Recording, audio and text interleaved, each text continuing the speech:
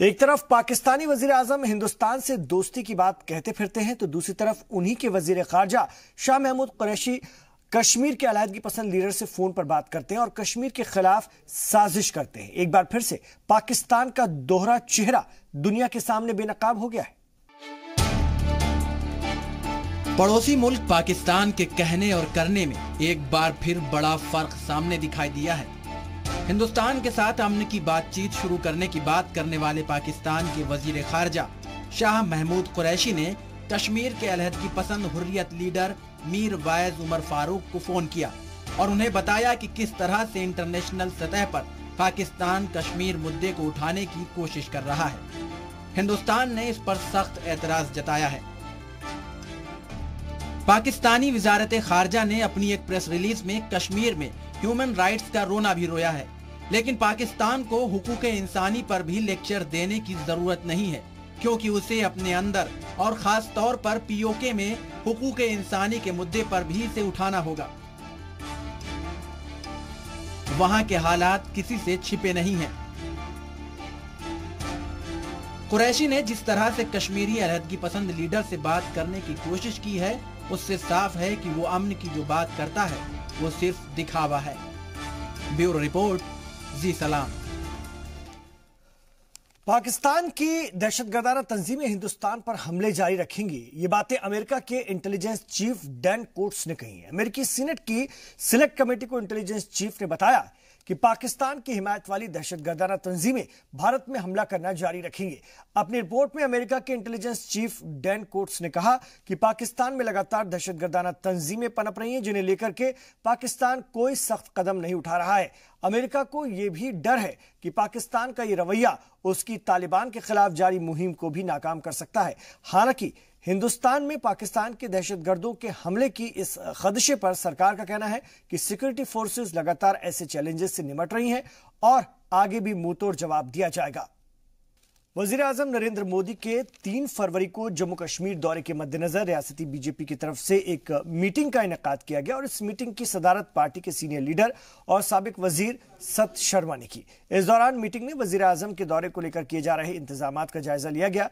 इस मौके पर पार्टी कारकुनों से वजीर आजम के दौरे के दौरान मुनक्किद होने वाली रैली में शरीक होने की अपील की गई ताकि रैली को कामयाब बनाया जा सके। इस मौके पर सत शर्मा ने कहा कि दौरे के दौरान वजीर आजम जम्मू कश्मीर में कई प्रोजेक्ट्स की शुरुआत करेंगे, जिससे कि रियासत के तीनों खित्ते की तरक्की होगी।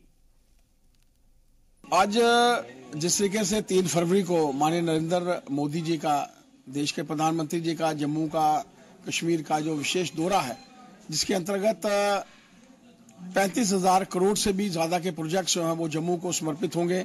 खासतौर पर जम्मू और कश्मीर दोनों खित्तों को एम्स मिलेगा और एम्स के माध्यम से हम सब जानते हैं कि लगातार से जो लड़ाई हम सब ने यहाँ लड़ी भी थी और हमें उसका हक भी मिला था, उसी को भी लोकार्पण, उसी को भी जो है उसकी शुरुआत करने के लिए, उसकी नींव रखने के लिए और बहुत से प्रोजेक्ट्स हैं।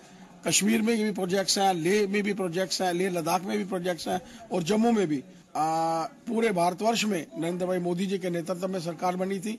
इसी तरीके से आज विजयपुर में भी इसकी शुरुआत करके, लेह में भी इसकी शुरुआत करके, कश्मीर में भी वो पंचों सरपंचों से मिलेंगे, इसकी शुरुआत करके एक आगे आगामी आने वाले समय में 5 वर्ष के लिए पुनः नरेंद्र भाई मोदी जी ने जिस तरीके से इस देश को एक नई दिशा दी है, इस देश को एक जो दशा थी जो उसको सुधार किया है, एक उसी दशा की तरफ हम जो है पूरा भारत जो है अग्रसर हो। वजीर आजम मोदी के जम्मू कश्मीर दौरे के सिलसिले में मरकजी वजीर ममलिकत बराए पीएमओ डॉक्टर जितेंद्र सिंह ने कहा कि वजीर आजम नरेंद्र मोदी कई अहम प्रोजेक्ट का संग बुनियाद रखेंगे। पेश है हमारे नुमाइंदे से वजीर ममलिकत जितेंद्र सिंह की ये बातचीत। प्रधानमंत्री नरेंद्र मोदी की 3 फरवरी को जो जम्मू में रैली होनी है, खासकर सांबा जिले में, वो बहुत अहम है। इस पर बात करेंगे सर। बहुत अहम रैली, बहुत ज़्यादा जो है महत्वाकांक्षाएं, जो आकांक्षाएं जो लोगों की हैं वो इस रैली के साथ, जो इस विजिट के साथ जुड़ी हुई हैं, क्या कहेंगे? नहीं, जैसा कि आपके ध्यान में होगा कि पिछले 5 वर्षों में प्रधानमंत्री श्री नरेंद्र मोदी ने जम्मू कश्मीर की विशेष चिंता की है और उनका आरंभ से ये कहना था कि जो दूर दराज के राज्य हैं, जो पिछड़ गए, जो पहाड़ी क्षेत्र हैं, भले ही पूर्वोत्तर के हैं, भले ही जम्मू कश्मीर के हैं, इनको विकसित राज्यों के स्तर पर ला करके रखा जाएगा ताकि समूचे भारत का एक समान विकास हो सके। और उसी प्रतिबद्धता को निभाते हुए लगभग 1 दर्जन से अधिक बार प्रधानमंत्री का यहाँ पर प्रवास रहा है। उसके बाद 7 नवंबर 2015 को सबसे पहली बार और सर्वाधिक 80,000 करोड़ का पैकेज, और आज इस बार जब वो 3 फरवरी को यहाँ पधारेंगे तो लगभग 45,000 करोड़ रुपए के प्रोजेक्ट्स, इनमें से अधिकतर प्रोजेक्ट उस 80,000 करोड़ की राशि से अतिरिक्त हैं। जैसे कि उदाहरण के तौर पर शाहपुर कंडी का प्रोजेक्ट है, जैसे कि उधमपुर का देविका रिजुविनेशन प्लान है, जैसे किश्तवाड़ का रेटले प्रोजेक्ट है, जैसे उज मल्टीपर्पस है। तो कहने का तात्पर्य ये कि न केवल उन्होंने प्राथमिकता दी है इस प्रदेश को, बल्कि केंद्र के सहयोग और सहायता में किसी प्रकार की कोई कमी नहीं रखी। सर, कौन से ऐसे प्रोजेक्ट्स हैं जिनको वो उनका फाउंडेशन स्टोन रखेंगे? क्या उनका प्रोग्राम रहेगा यहाँ खासकर जम्मू कश्मीर में? 6:45 बजे का समय रहेगा 3 फरवरी को, और पहला पड़ाव रहेगा ले। तो वहाँ पर कुछ एक महत्वपूर्ण घोषणाएं होंगी, जिनमें वहाँ के विश्वविद्यालय को प्रारंभ करने को लेकर के भी एक प्रधानमंत्री जी की तरफ से घोषणा रहेगी। तदुपरांत वो जम्मू पधारेंगे तो 11-12 बजे के लगभग, और यहाँ पर अधिकतर प्रोजेक्ट्स इसी संभाग के हैं, जिसमें एम्स और रिंग रोड तो है ही है। उसके अतिरिक्त जैसे मैंने कहा कि नेशनल लेवल के प्रोजेक्ट्स, शाहपुर कंडी और रटले का प्रोजेक्ट सिक घोषित कर दिया गया था किश्तवाड़ का, उसको रिवाइव करके एक जॉइंट वेंचर के रूप में रीलॉन्चिंग होगी प्रधानमंत्री के द्वारा। और जम्मू के बाद फिर वो श्रीनगर जाएंगे, जहां पर एक कार्यक्रम भी है, कुछ पंचों सरपंचों से मिलना भी रहेगा। मोदी जी की लोकप्रियता इस समय आसमान को छूती है विश्व भर में, लेकिन कांग्रेस के मित्रों को ये बात हजम नहीं होती। जी शुक्रिया। जितेंद्र सिंह, जिनका कहना है 45 करोड़ रुपए के जो है प्रोजेक्ट जम्मू कश्मीर में उनका फाउंडेशन स्टोन रखा जाएगा, कईयों का उद्घाटन किया जाएगा। कई मायनों में प्रधानमंत्री की जो ये रैली है वो काफ़ी अहम होने वाली है। कैमरामैन आशु के साथ राजन वैद, जी मीडिया जम्मू।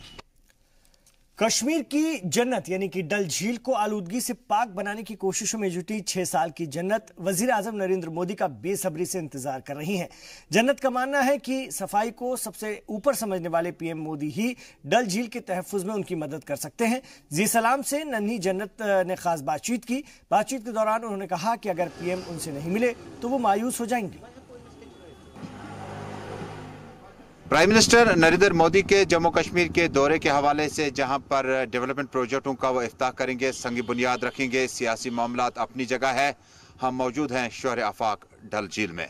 श्रीनगर का डल झील मुंतज़िर है कि कब प्राइम मिनिस्टर नरेंद्र मोदी यहाँ पे पहुंचे।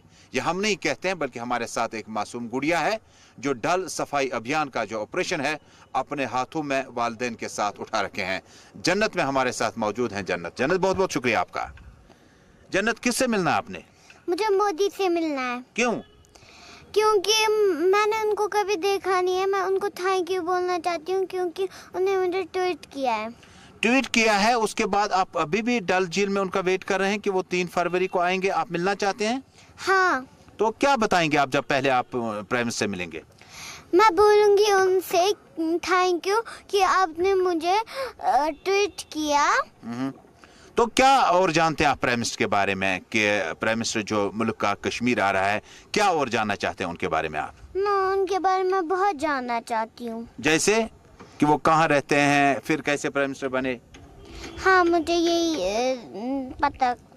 इससे पहले भी प्राइम मिनिस्टर हमारे डॉक्टर मनमोहन सिंह आए, बहुत से लोग आए, आपने कोशिश नहीं की, लेकिन प्राइम मिनिस्टर नरेंद्र मोदी के लिए आपने कई बार कहा भी कि मैं उनसे मिलना चाहती हूँ। हाँ, मैंने कहा है। तो क्या कहते हैं आपके फ्रेंड्स, आपके पेरेंट्स जब आप कहते हैं मैं पीएम मोदी जी से मिलना है? मैं उनको बोलती हूँ कि मुझे मिलना ही है, उनसे मिलना ही है। तो उस जब आप मिलेंगे तो क्या कहेंगे पीएम से? मैं बोलूँगी थैंक यू, आपने मुझे ट्वीट किया तो मैं। पीएम ने कहा था कि डल की सफाई के लिए जन्नत काम कर रही है। मन की बात में कहा था, आपका नाम लिया था। मासूम गुड़िया एक है हमारी यहाँ जो डल का ख्याल रखती है। तो क्या इंप्रेशन लगा आपको जब प्राइम मिनिस्टर ने खुद आपका नाम लेकर कहा? मुझे बहुत अच्छा लगा। तो डल में और क्या करना चाहे था जो आप प्राइम मिनिस्टर को कहेंगे? मैं बोलना चाहती हूँ कि ये जो डल है ये बहुत गंदा था पहले जी। तो जब विंटर आ गई तो ये साफ हो गया, क्योंकि विंटर में ये सारा पानी का कूड़ा वहाँ चला जाता है। प्राइम मिनिस्टर से, मोदी जी से अगर आपको नहीं मौका मिला मिलने का तो कितना मायूस होंगे आप? मैं बहुत रोऊंगी। अच्छा, आप बहुत रोएंगे? हाँ। तो ऐसा क्या है मोदी जी में कि आप चाहते हैं कि जन्नत इस उम्र में उनसे मिले? क्या वही जो उन्होंने मन की बात में आपका नाम बार बार लिया? हाँ। तो क्या और क्या जानना चाहते हैं? टीवी पे देखते हैं प्राइम मिनिस्टर को आप? हाँ। तो कैसा लगता है जब मोदी जी बोलते हैं? मुझे अच्छा लगता है, बहुत अच्छा। कोई लाइन है याद जो प्राइम मिनिस्टर तकरीर में बोलते हैं? नहीं, बाबा के दोस्त तो बोलते हैं कि मोदी अच्छा नहीं है। अच्छा, आप फिर रोती हो? हाँ। तो फिर आप क्या कहती है पापा को? मैं बोलती हूँ कि ये क्यों मोदी जी को बोलते हैं? हाँ। ऐसा गंदा क्यों? अच्छा, ये हैं इनके पापा तारिक साहब हमारे साथ मौजूद हैं। तारिक साहब, जन्नत का ख्वाब जन्नत में ही पूरा होगा। 3 फरवरी को प्राइम मिनिस्टर आ रहे हैं और क्या क्या देखना चाहते हैं आप? एक्चुअली हमारा जो मेन मकसद है कि डल लेक ये बहुत फेमस लेक है पूरी दुनिया के अंदर, और इसके अंदर जो लोग और जो हाउस बोट है ये कहीं और जगह पे नहीं है। मगर इस डल को कैसे बर्बाद किया है, क्यों ये बर्बाद हो चुका है, क्यों नहीं इसमें सफाई हो रही है? लेकिन तारिक साहब, आपने ये जो इशू है इसको लोकल लेवल पे हल किया जा सकता है, डिप्टी कमिश्नर लेवल पे, लैक्स एंड वाटरवेज डिपार्टमेंट की तरफ से। आप प्राइम मिनिस्टर को फिर अपील करेंगे कि इसकी देखरेख और खूबसूरती को असर नौ शुरू करने के लिए कुछ इकदाम उठाएं? देखिए, कश्मीर के अंदर आपको पता ही होगा एक फ्लाईओवर बनने में सालों लगते हैं। आप जाइए, अगर दिल्ली जाएंगे तो वहाँ पे फ्लाईओवर की जाले बिछी हुई है। मगर कश्मीर के अंदर ये छोटा सा एक झील है, ये उतना बड़ा भी नहीं है। इसको मैं भी अब 48 इयर्स का हो गया हूँ, अब तक मैं सुनता आया हूँ डल को साफ, डल को ये करेंगे, डल को वो करेंगे, रिअलाइनमेंट करेंगे, रिहेबिलिटेशन करेंगे, वो करेंगे, ये करेंगे। मगर ग्राउंड लेवल पे अगर हम देखा जाए तो यहाँ पे कुछ नहीं होता है। मेरा कहना है कि ये करप्शन है, करप्शन की वजह से यहाँ पे ये बर्बादी है पूरी कश्मीर के अंदर। तो इसलिए मैं ये इशू प्राइम मिनिस्टर को एड्रेस करना चाहता हूँ। तो क्या अभी तक कोई कंसेंसस बना है कि पीएम आपको टाइम देंगे? मुझे पूरा उम्मीद है, अगर इस बार नहीं तो इंशाल्लाह नेक्स्ट टाइम। मगर मुझे मिलना है, उसको ये रिपोर्ट मुझे पेश करना है। मैंने थोड़ा छोटा मोटा जितना मुझे नॉलेज है। कश्मीर के जन्नत में जन्नत इंतजार कर रही है। दरअसल प्राइम मिनिस्टर नरेंद्र मोदी का जी मीडिया के माध्यम से जन्नत की अपील है कि वो मिलना चाहती है। अगर ख्वाब पूरा हुआ तो ठीक है, अगर नहीं हुआ तो कहा जज्बाती अंदाज में वो रोएंगे, बिलखते घर जाएंगे और अगले प्रोग्राम के लिए फिर अपील करेंगे। कैमरामैन शौकत बेग के साथ तजम्मुल इस्लाम, जी मीडिया, श्रीनगर, कश्मीर। कुलगाम के हांजीपोरा में मिलिटेंटों ने धमहल पुलिस स्टेशन पर ग्रेनेड से हमला किया और इस हमले में 3 मकामी शहरी जख्मी हो गए। हमले के बाद से पूरे इलाके की घेराबंदी कर दी गई है और सभी जख्मियों को अस्पताल में दाखिल कराया गया है। वहीं इलाज के दौरान 2 लोगों की हालत संगीन होने पर उन्हें श्रीनगर रेफर कर दिया गया है। जख्मियों में अयाज अहमद भट्ट, सब्जर अहमद और बिलाल शामिल हैं। ये सभी कुलगाम के ही रहने वाले हैं। आपको बता दें कि गुज़िश्ता 5 दिनों में कश्मीर वादी में 20 से ज्यादा ग्रेनेड हमले हो चुके हैं।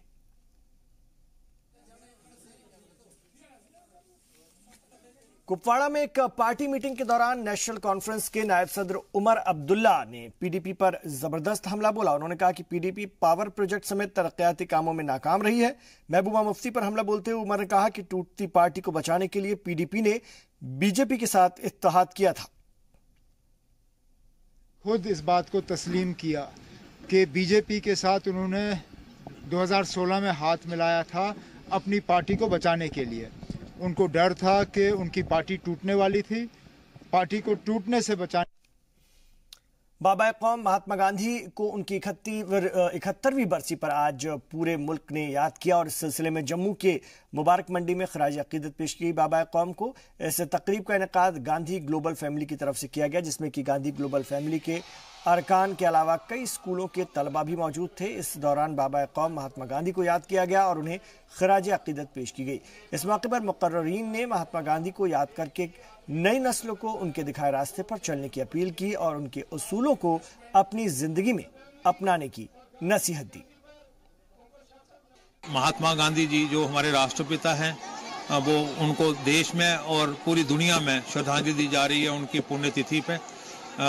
दीवाने आम मुबारक मंडी में आज देख रहे हैं आपके इंसानियत का समुंदर है और जम्मू कश्मीर और लद्दाख से सारे जो है वो दानिश्वर लोग जहां इकट्ठे हुए हैं एक मैसेज लेके वो अपने अपने एरिया में जाएंगे और नौजवान कॉलेज के और स्कूलों के बच्चे जो है श्रद्धांजलि दे रहे हैं।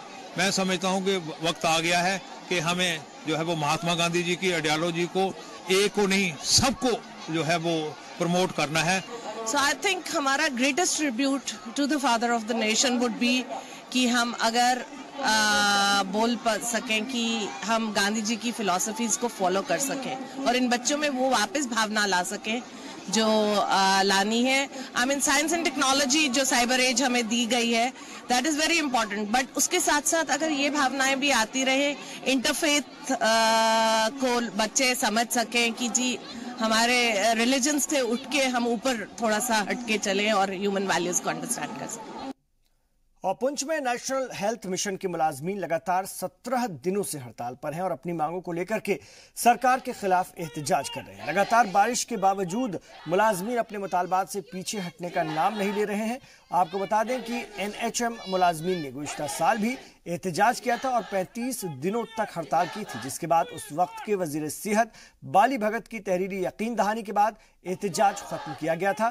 वहीं एहतजाज कर रहे मुलाजमीन का कहना है कि हमारे साथ धोखा हुआ है।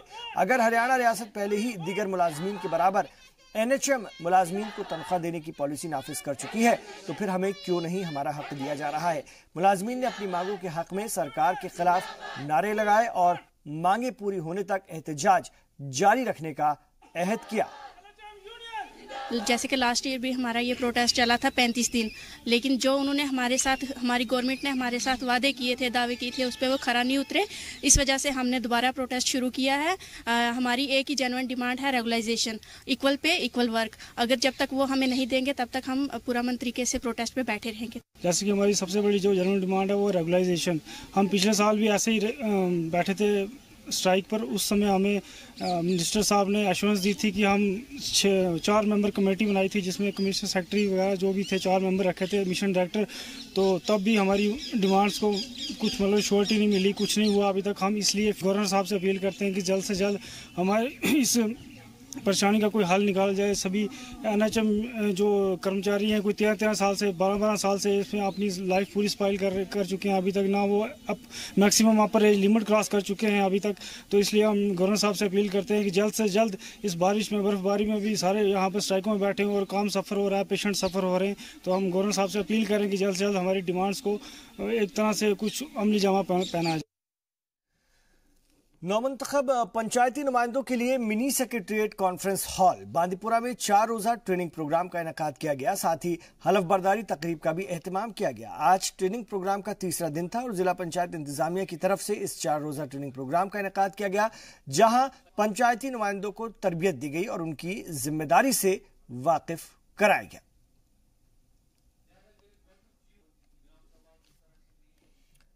पुंछ के कामसर मोहल्ले में कई दिनों से बिजली और पानी की अदम दस्तयाबी का मसला बन गया है और जिसकी वजह से लोगों को परेशानियों का सामना करना पड़ता है। आज उनके सब्र का पैमाना टूट गया और मकामी लोग औरतों और बच्चों के साथ सड़कों पर उतर आए और उन्होंने पुंछ बनवत डोगरी रोड को जाम कर दिया। PHE और बिजली महकमे के खिलाफ जोरदार एहतजाज और मुजाहरा किया। मुजाहिरीन ने इंतजामिया पर लापरवाही का इल्जाम लगाया है और कहा है कि परेशानी को दूर करने में इंतजामिया नाकाम साबित हुआ है। मुजाहिरीन ने इंतजामिया से जल्द मसाइल हल करने की मांग की है। सड़क बंद की खबर लगते ही पुलिस के अफसरान और इंतजामिया के लोग मौके पर पहुंचे और मुजाहिरीन से मिलकर परेशानियों को दूर करने का यकीन दिलाया। जाती है जैसे वो जगनू चमकता है, चमक के अपना चमकार दिखा के तो वो चला जाता है। सर टाइम बाय टाइम हर महीने में हम क्या कहते हैं अपने बिल भरपूर दे रहे हैं, 300 का बने 400 का बने, हालांकि लाइट जलती नहीं। हम उन लोगों को जब पूछते हैं कि सर हमें से बिल कैसा लिया जा रहा है, तो वो लोग कहते हैं नहीं, लाइट चले तभी हमने बिल लेना है, लाइट नहीं चले तभी हमने बिल लेना है। जितने भी ओहदेदार हैं वो सिर्फ अपने चक्रों में है, लड़ने वाले सियासत वाले अपने वोटों के चक्कर में, बिजली वाले नोटों के चक्कर में, PHE वाले किराए के चक्कर में, हम लोग क्यों कुछ ले जा रहे हैं। दोनों इशू है, बिजली का और PHE का भी है। तो मुझे अभी DC साहब से इन्फॉर्मेशन मिली थी कि आप वहाँ पहुँचो और इनसे बात करो क्या मसला है। तो ये इनका एक तो ट्रांसफार्मर का इशू है, जो ट्रांसफार्मर यहाँ लगा हुआ है इनका लोड उससे ज़्यादा चल रहा है। घरों में जो हीटिंग लोड चल रहा है वो एक्सेस चल रहा है। हमने लास्ट ईयर भी इनका यहाँ पे चेकिंग की थी और काफ़ी मटेरियल उठाया था इनका, जो हीटिंग लोड हीटर वगैरह तो इस साल हम फिर चेक कर रहे हैं। मैंने इनको इंश्योरेंस की है कि मैं कल दोबारा टीम को लेके आऊँगा, यहाँ पे चेकिंग करूँगा और आपका और जो बुक्स में लोड वो कितना है और आपका ये जो ओवरलोडिंग चल रहा है इसके ऊपर वो किस का है, इलीगल किसका चल रहा है, बाकी लीगल लोड किसका है, उसके बारे में कल मैं टीम लेके इनको देख लूँगा क्या है।